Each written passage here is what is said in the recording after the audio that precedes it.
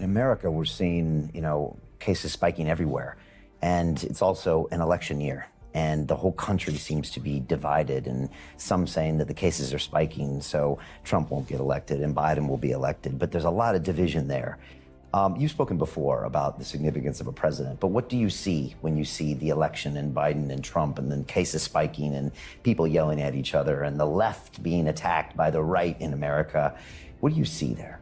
Well, what I said when Trump was coming towards being elected in 2016 is that they were bringing him to power to be a symbol of hatred by, I won't say the left, because I grew up in the original left. I was born and brought up in a council house, which you rented off the council for people around the world, in Leicester. And my father came from a Labour Party left background, and that's where we were coming from when I was growing up.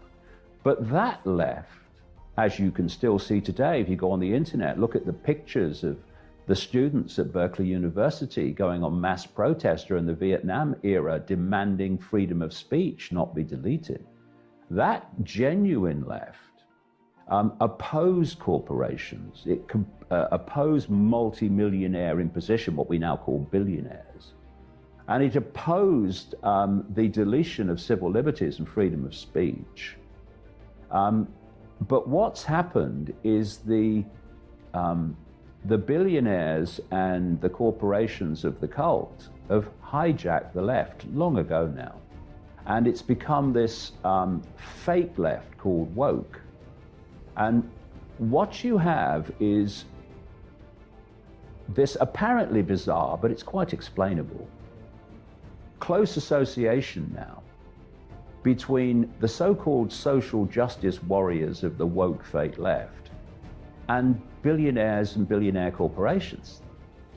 A lot of this censorship, which is cheered on by the woke mentality when the original left would have been on the streets opposing it, is all coming through the billionaires and the corporations. And then you look at people like George Soros and other cult associated billionaires, and they're funding the woke left. And the difference that's made this transformation from opposing power and imposition of power to getting in bed with it is identity politics. Because the woke left may go on and on and on about social justice, but don't do anything about it. It's all identity politics.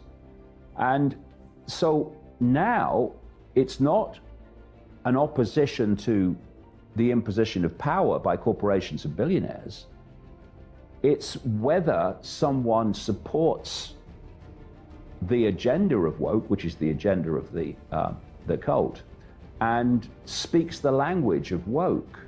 So now, as long as these billionaires are funding these woke organizations, like Black Lives Matter, for instance, massively, and as long as they're speaking the language of woke, which they do all the time, your frauds like Zuckerberg and at Facebook, and Brin and Page at Google, and Susan Wojcicki at YouTube, all of them facilitators of, as long as they speak the language of woke and censor the people that the woke mentality wants censored, now they're now on our side. They're now the good guys. So now you have this alliance between billionaires and billionaire corporations and the so-called social justice warrior left, which is supposed to be seeking social justice for people who are being destroyed, subjugated,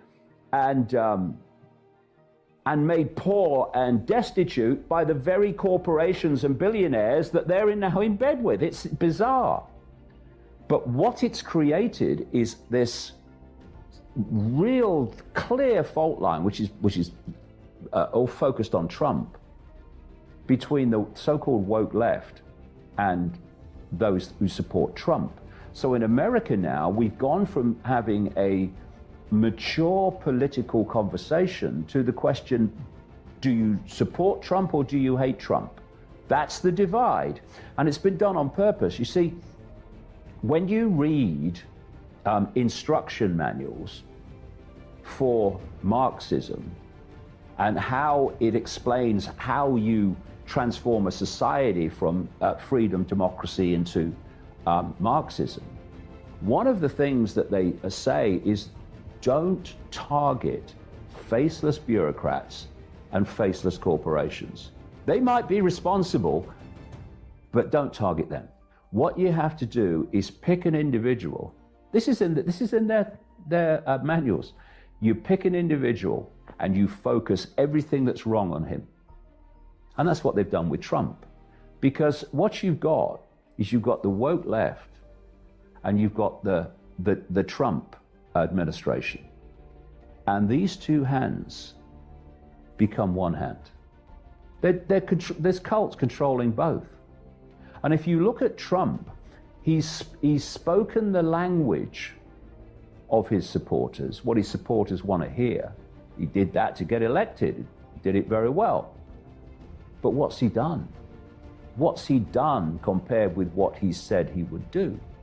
And I've been saying for a while now, maybe Trump will just survive this because people are so sick of the woke left and all the violence and stuff, and enough people will be sick of it. But at some point, either in November or the election after that, I think they would prefer November. They want to bring a woke government in. And what they've got is Joe Biden. Now, Joe Biden clearly is not with us most of the time. I mean, he's obviously got serious psychological problems and can hardly string a sentence together and often doesn't seem to know where he is.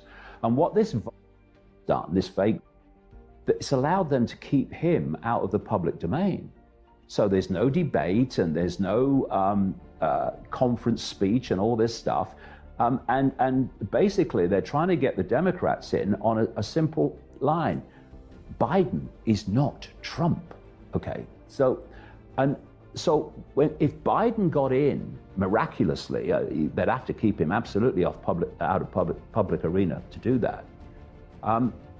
He is a literal vehicle, an empty shell for those in the shadows to impose what they want. And the woke agenda, fierce censorship through political correctness, the Green New Deal, which is nothing more than Marxism, and all these other facets that I've talked about of the Hunger Games society, that woke agenda is what the cult wants, because the cult created woke and created the woke agenda.